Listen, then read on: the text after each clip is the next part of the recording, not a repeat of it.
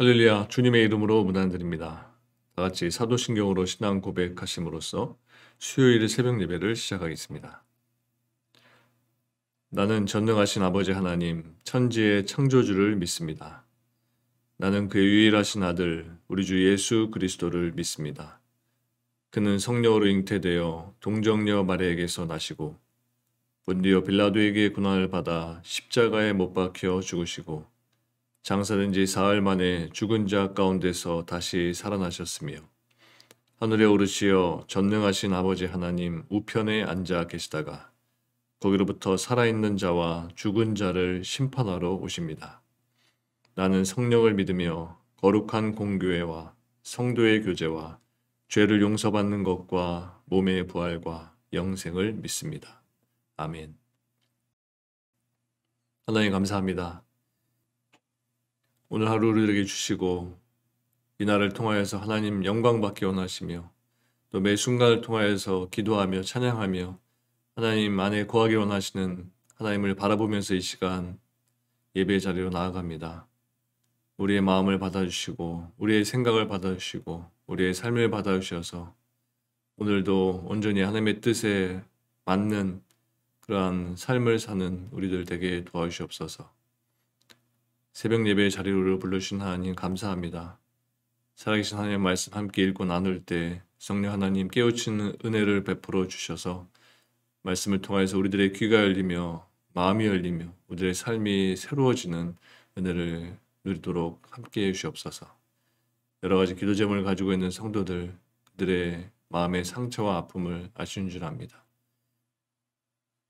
응답하신 하나님, 소망 주신 하나님 바라보며 기도 올려드릴 때 저들의 기도의 응답이 하루속히 이루어지도록 인도하여 주시고 또 그 응답이 늦춰질지라도 하나님께서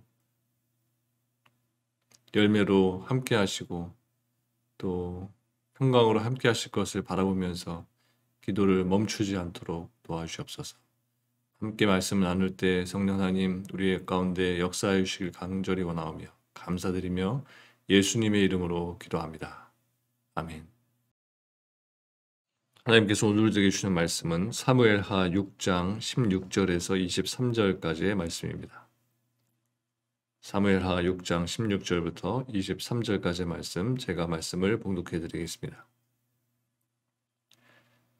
주님의 궤가 다윗성으로 들어올 때에 사울의 딸 미갈이 창 밖을 내다보다가 다윗 왕이 주님 앞에서 뛰면서 춤을 추는 것을 보고 마음속으로 그를 업신여겼다. 그들이 주님의 궤를 들어다가 다윗이 궤를 두려고 쳐놓은 장막 안 제자리에 옮겨 놓았을 때에 다윗이 주님 앞에 번제와 화목제를 드렸다.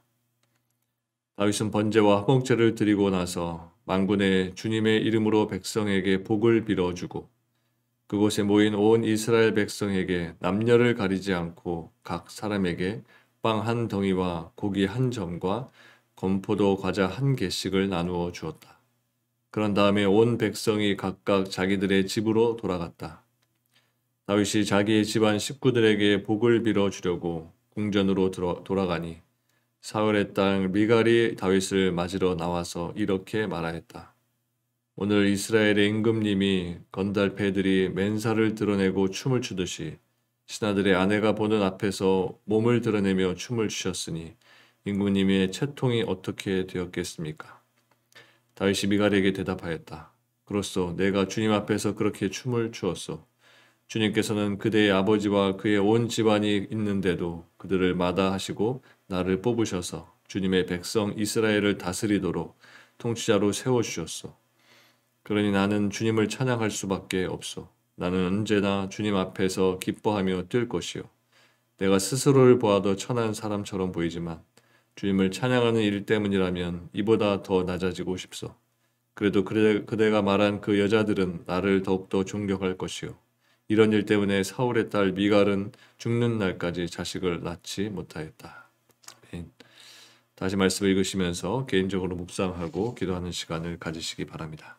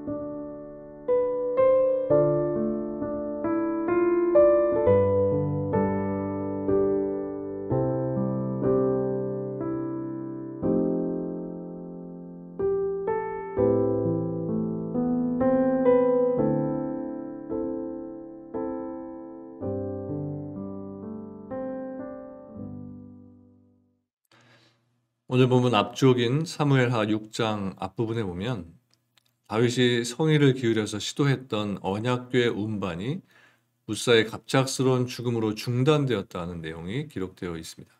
그리고 6장 12절 이하에 보면 드디어 언약궤 운반이 성공을 해서 다윗성에 안치되었다는 이야기가 곳에 기록되어 있습니다. 16절 말씀을 보면 여호와의 법궤를 예루살렘으로 모셔드릴 때 다윗이 그 앞에서 춤을 춘 일로 인해 다윗의 아내 미갈이 그를 업신여겼다고 했습니다. 그리고 20절을 보면 다윗이 언약궤를 장막에 안치하고 궁전으로 돌아왔을 때 미갈이 다윗의 행동이 매우 천박해 보였다고 비난하는 것을 볼 수 있습니다. 그렇다면 과연 다윗의 행동은 천박한 것이었을까요? 물론 믿음 없는 사람의 눈에는 그것이 천박해 보일 수도 있었을 것입니다. 왕이 체면을 생각하지 않고 백성들 앞에서 몸을 드러내면서 춤을 추었으니 추태를 보였다고 말할 수도 있을 겁니다. 미갈은 하나님의 언약궤를 아비나답의 집에 그대로 방치해 두었던 사울의 딸이었는데 그녀는 하나님의 임재의 상징인 언약궤 앞에서 몸을 드러내고 춤을 추는 다윗을 보고서 그가 왕의 체면과 품위를 훼손시킨다라고 여겼을 것입니다. 그러나 신앙인의 눈으로 볼 때 다윗의 행동은 하나님을 향한 경외심을 진솔하게 표현한 행동이었던 것입니다. 다윗이 하나님을 진심으로 경외하지 않았다면, 하나님을 자신과 온 이스라엘의 왕으로 인정하지 않았다면 어떻게 그와 같은 행동을 할 수 있었겠습니까?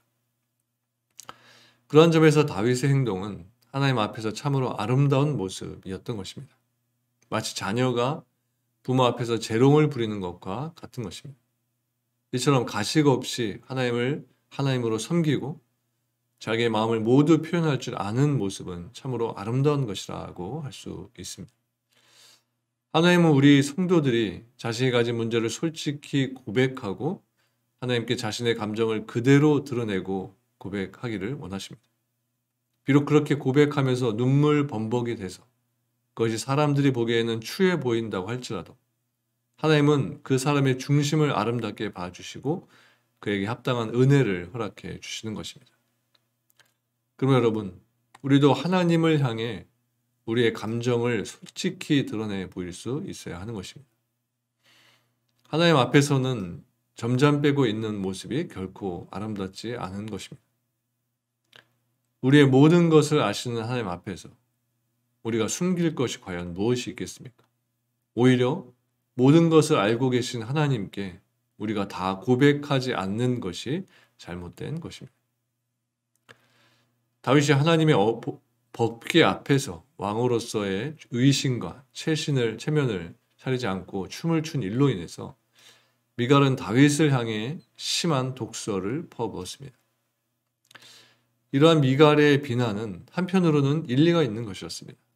세상 왕들의 경우 그들은 권위나 체신을 먼저 생각해서 항상 근엄하고 위험 있게 행동을 했습니다. 그런데 이스라엘의 왕이었던 다윗이 백성들 앞에서 춤을 추다가 알몸이 다 드러날 정도였으니 사울 왕의 딸로서 왕의 법도가 어떠한지를 잘 알고 있었던 미갈로서는 다윗의 행위가 추태로 보였던 것입니다. 그러나 여러분, 미갈의 그러한 생각은 인간적인 판단에 얽매인 믿음이라고는 조금 더 찾아볼 수 없는 불신앙의 태도라고 할 수 있는 것입니다. 왜냐하면 다윗이 그렇게 행동한 것은 하나님 앞에서 자기를 최대한 낮추고 하나님께 영광을 돌리기 위해서였지 그가 방탕하고 부끄러움을 몰랐기 때문이 아니었습니다. 물론 미갈이 전혀 하나님을 모르는 사람이었다고 보기는 어렵습니다. 왜냐하면 그녀 역시 하나님의 선민인 이스라엘 백성 중에 한 명이었기 때문입니다.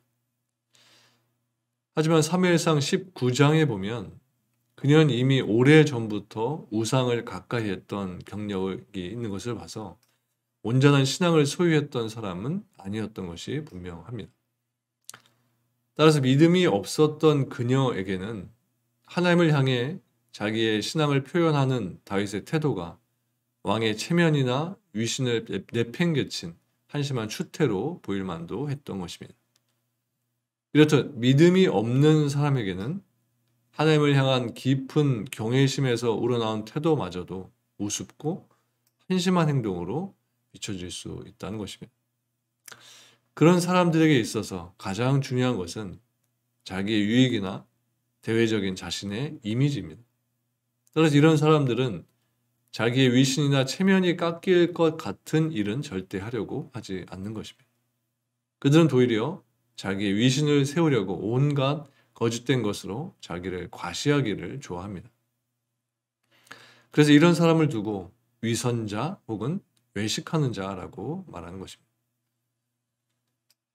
그리고 20절에서 23절까지의 말씀은 하나님의 궤가 예루살렘으로 들어올 때 다윗이 그 앞에서 배의 옷을 입고 베옷을 입고 춤을 춘 일로 인해 다윗과 미갈이 논쟁을 벌이는 장면입니다. 다윗에게 있어서 언약궤의 예루살렘 안치는 중요한 의미를 갖는 일이었습니다. 그래서 다윗은 언약궤 안치식을 마치고 가족들을 축복하기 위해 궁전으로 돌아왔습니다. 그런데 미갈이 궁전으로 돌아온 다윗을 맞으면서 다윗에게 채신머리 없이 행동했다고 크게 비난을 했습니다. 미갈은 다윗을 방탕한 자라고까지 했는데 이 말은 곧 당신은 아무 쓸모가 없는 사람이라는 아주 모욕적인 말이었던 것입니다. 그래서 다윗은 그 일은 하나님 앞에서 한 일이므로 전혀 잘못된 것이 아니라 오히려 당연한 일이라고 말하면서 미갈을 호되게 책망을 했습니다. 그런데 여기서 우리가 주목할 것은 23절 말씀인데요. 그 일 이후에 미갈은 죽는 날까지 자식이 없었다고 하는 이 내용입니다. 그렇다면 여러분, 왜 미갈에게는 일생 자식이 없어야 했을까요? 그 이유는 다른 영적인 이유라든가 또는 그녀의 육체적인 결함에서 찾을 수도 있겠지만 본문의 내용만으로 볼 때 그날 이후에 미갈은 다윗의 사랑과 관심을 잃어서 그 사이가 벌어져 버린 결과였다고 말할 수 있습니다. 그도 그럴 것이 무엇보다도 자기를 이해해주고 감싸주어야 할 아내로부터 그것도 하나님을 향해 자기의 마음을 최선을 다해 표현한 일을 가지고 모욕적인 말을 들어야 했으니 다윗의 마음이 오죽이나 상했겠습니까? 사실 미갈은 비록 자신을 죽이려 한 사울의 딸이기는 했지만 자신의 목숨을 걸고 얻은 첫 번째 아내였고 다윗의 애정이 각별했던 여인이었습니다. 그런 이유로 다윗은 아므넬과 통일 협상을 하는 과정에서도 가장 먼저 이미 남의 아내가 된 미갈을 돌려줄 것을 요구했던 것입니다. 그러므로 다윗은 다른 아내는 몰라도 미갈에게는 최대의 존경을 받고 싶었을 것입니다. 그러나 미갈은 다윗의 기대와 달리 오히려 다윗을 비난했기 때문에 다윗의 감정이 극도로 상했던 것입니다. 다윗은 미갈에 대한 사랑이 컸던 만큼 그녀의 비난으로 인한 상처도 그만큼 크게 느껴졌을 것입니다. 물론 미갈은 다윗의 위신을 생각해서 따끔하게 충고해 주려는 의도로 그렇게 말했을 것입니다. 또 부부로서 허물 없이 한 말이라고 할 수도 있습니다. 그러나 그녀의 행동은 영적인 안목이라고는 전혀 찾아볼 수 없는 것이었고 다윗의 자존심을 건드려서 그로 하여금 분노케 하기에 충분한 것이었습니다. 아무리 사랑하는 사람일지라도 그 사람에게 아주 모욕적인 일을 당하게 되면 감정의 골이 생겨서 그 마음이 전과 같지 않게 되는 것이 사실입니다. 더욱이 참 신앙인인 다윗이 자기의 신앙 행위로 인해 그처럼 심한 말을 들어야 했으니 미갈을 이전의 감정으로 대할 수 없었을 것이고 오히려 그녀에 대한 환멸감만 더 깊어졌을 것입니다. 이어서 21절과 22절 말씀은 다윗이 자기를 채신머리 없는 사람이라고 비난한 미갈을 향해 자기 행위가 결코 잘못되지 않았다는 것을 밝혀주는 내용입니다. 여기서 다윗은 하나님께서 미갈의 아비 사울을 버리시고 자기를 택하사 왕을 삼으셨으니 자신은 여호와 앞에서 뛰놀겠다고 했습니다. 또한 다윗 자신은 미갈이 말한 것보다 더 낮아져서 스스로 천하게 보일지라도 미갈이 말한 계집종에게는 높임을 받으리라고 했습니다.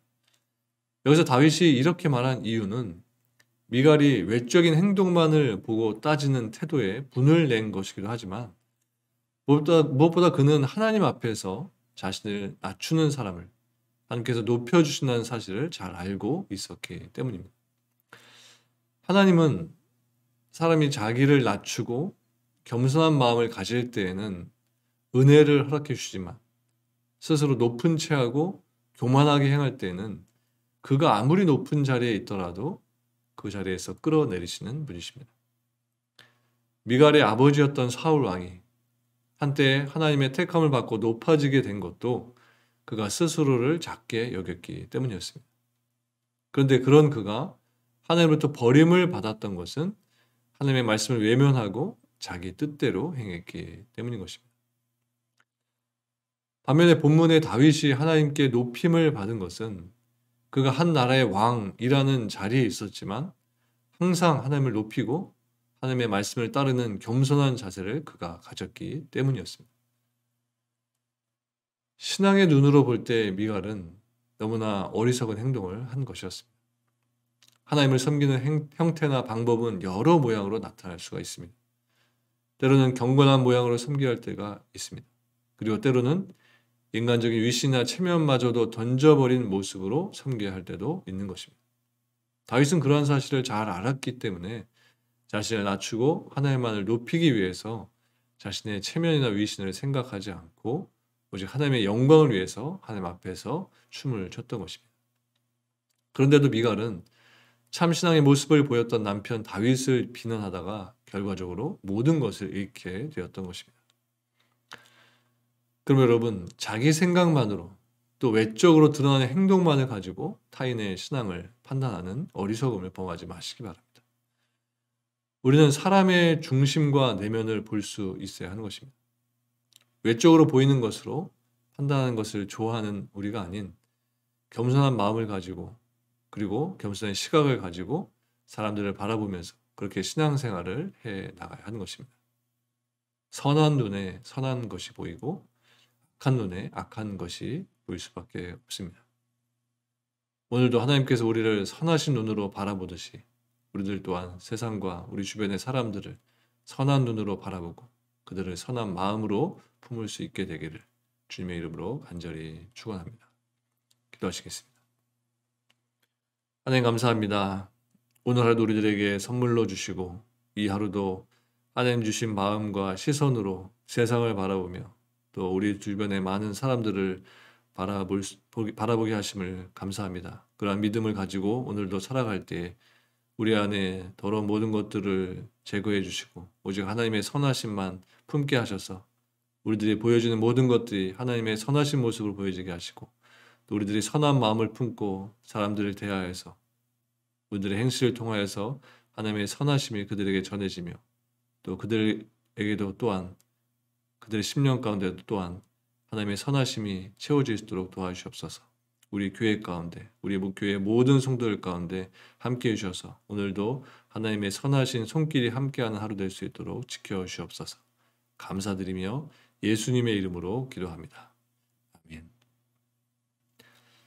하늘에 계신 우리 아버지, 아버지의 이름을 거룩하게 하시며 아버지의 나라가 오게 하시며 아버지의 뜻이 하늘에서와 같이 땅에서도 이루어지게 하소서. 오늘 우리에게 일용할 양식을 주시고 우리가 우리에게 잘못한 사람을 용서하여 준 것 같이 우리 죄를 용서하여 주시고 우리를 시험에 빠지지 않게 하시고 악에서 구하소서. 나라와 권능과 영광이 영원히 아버지의 것입니다. 아멘.